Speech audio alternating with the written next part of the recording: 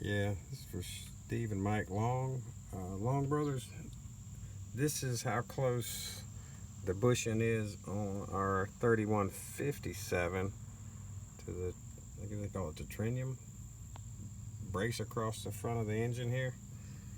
But it's right up against that. Let me go down here and look at the 4104.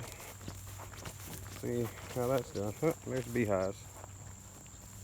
Kind of a overcast, crappy day. They're not doing a whole lot today.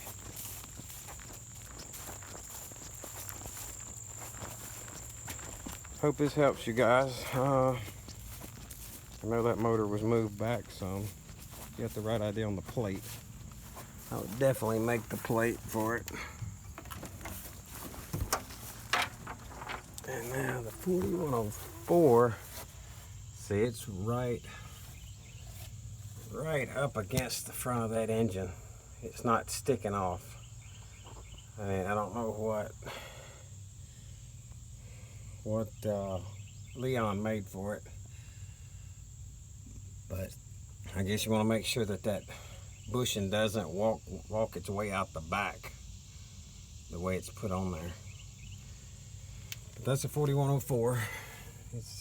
This is more what you have than that 3157.